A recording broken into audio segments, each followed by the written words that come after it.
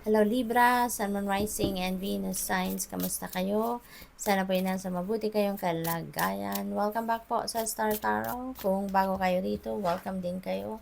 Thank you sa inyong support. I truly appreciate it. God bless you all.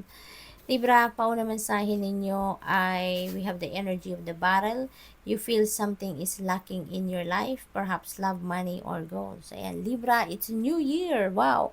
It's bagong taon na 2025. May you all have a very good, prosperous, and healthy, and abundant new year. So, Libra, this is a negative energy, no? And let's always remember na kung ano yung pinuput out nating energy out in the universe, ito yung maa-attract natin towards us. Kaya kung ano man ito nararamdaman ninyong kulang, no? Kulang kayo, kulang sa iyo. Transmute that into something positive. Transmute that into prosperous and abundant energy. Kasi we don't want, 'di ba, to attract more luck, no? LACK sa buhay natin. Mas gusto natin na prosperous tayo, abundant tayo, masaya tayo, positibo lang mga pangyayari. Kaya i-transmute natin ito into something positive na pakiramdam, no? Kasi para maswerte ang papasok sa atin. Maganda, marami, 'di ba? Ang papasok sa atin ng positibong kaganapan, positibong bagay, sitwasyon, or tao, 'di ba? Experiences, yung ganon. You have the energy of the bat. Take care, enemies are working against you. Yan, mag-iingat kayo, okay? Kasi siguro maraming tao ang naiinggit sa inyo, maaring meron ka, no, nawala sila. Kaya, 'di ba, out of envy, out of inggit ng mga tao, kung ano-ano ang ginagawa ng mga ito, 'di ba?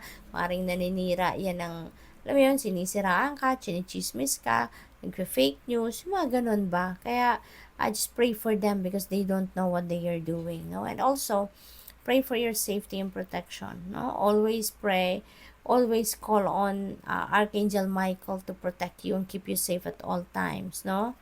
So, what else? We have dog, protection from a powerful friend. Ayan. So, siguro meron din kayong kaibigan na very protective of you. Meron kayong kaibigan na talagang dinadamayan kayo lagi, yung ganon. And maaari din na meron kayong mga consultations na gagawin dito with professionals. Depende sa inyong pangailangan, ano, depende sa inyong sitwasyon. But maybe magkukonsulta kayo, makikipag-usap kayo sa mga professionals sa ngayon.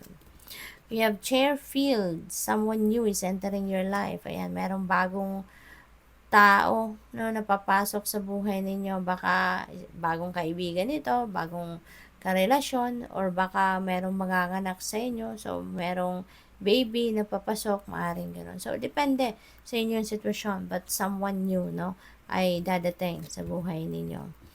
We have Pale, time to get out of a situation. Ayan. So, this is, closure, no? Merong closure dito. May napipintong closure. So, depende sa inyong sitwasyon. Kayo lang ang tanging nakakaalam, ano? Kung anong sitwasyon yan na dapat na ninyong iwanan. That is something na hindi na yan nagsiserve ng inyong highest good, no? Baka nai-stress na kayo dyan. Baka nabuburyo na kayo dyan, hindi na positibo ang nararamdaman ninyo dyan sa sitwasyon na yan. So, if that message resonates with you, alam niyo yan kung ano yan, no? Kayo lang tanging makakapagsabi niyan.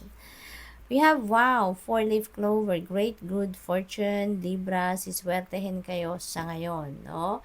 Mababalot kayo ng swerte, yung good fortune ay nandito sa inyo. So, ang swerte ninyo, hindi lang ito sa relationship, hindi lang sa trabaho, sa pamilya, kundi sa pera. Diba? Siswertehin din kayo ngayon sa pera. What else? Oh, wow. We have goldfish, increase in material wealth or spiritual growth. Ayan. So, either way, diba? Ang swerte-swerte ninyo. Kung kayamanan ito, maaari talagang mangyari yan dahil meron tayong great good fortune. So, maraming pera, no? Maraming kayamanan ang paparating sa inyo, Libra. We have eagle, triumph over troubles or obstacles. Ayan, pagtatagumpayan ninyo kung ano man ang mga obstacles na yan sa buhay, yung mga troubles na yan, you are able to, to succeed over them, over that. Mapagtatagumpayan ninyo yan, maaaring that with the help of the professional that you are going to consult, maaaring siya ang makakatulong sa inyo na malaki para mapagtagumpayan ninyo kung ano man ang obstacles na ito, no? We have lightning, control your anger or you will be sorry. Ayan. So, this could be related to this bad energy. So, mag-iingat kayo. Kontrolin ninyo ang galit kasi kayo lang din naman ang mahihirapan dyan. Diba? Kapag nagalit kayo, maaaring makapagsalita kayo ng hindi maganda, makapagdulot kayo ng sakit sa kalooban ng ibang tao at pati kayo, masasaktan din kayo kasi you will realize, 'di ba? In the end, after nang makapagsalita kayo ng di maganda, 'di ba? Maaring pagsisihan niyo din 'yan. So kayo din yung makokonsensya, kayo din yung mahihirapan. Kaya as much as possible, control your anger, okay? Kung nandoon na kayo, malapit na kayong sumabo, wala ko, step back na lang siguro, Atras na lang kayo para mag breathing exercises kayo, atras kayo, at huminga malalim, that will help you to calm down, that will help you to ang tawag dito, yung kahit pa paano maiibsan yung galit, yung tension, yung mga ganon, What else? Wow, Libra, swerte nyo talaga. We have money will be coming to you. Ayan, daming pera umuulan, 'di ba? Gold pa. Kaya maaaring malaki-laking pera ang paparating sa inyo rito. Meron pa tayong great good fortune, increase in material wealth. So, talaga Libra, maraming pera, may financial gain dito na mangyayari. So, what else? Beautiful. We have sincere wish will be granted. Ayan. So, when it rains talaga, it pours.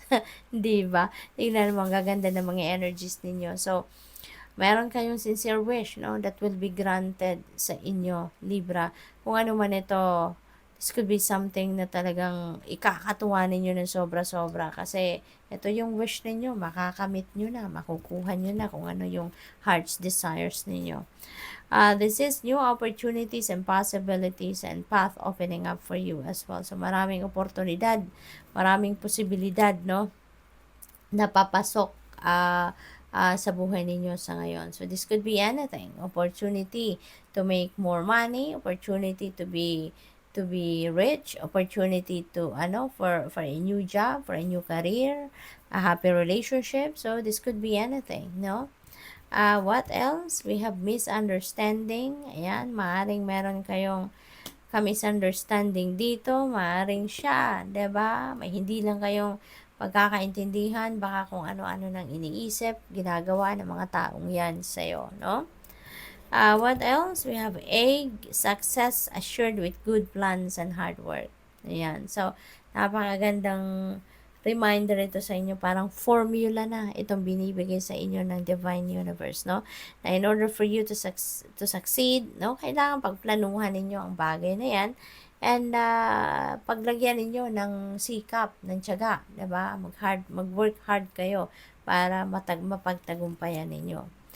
We have unicorn. Use your intuition to make beneficial changes. Ayan. Makinig sa inyong intuition dahil maaaring may mga pagbabago kayong gagawin sa buhay ninyo. May mga changes kayo na kailangan ninyong gawin. Kaya, use your intuition, okay? To guide you para dito sa mga pagbabagong gagawin ninyo. So, good luck. Thank you for watching Love and Light. Namaste.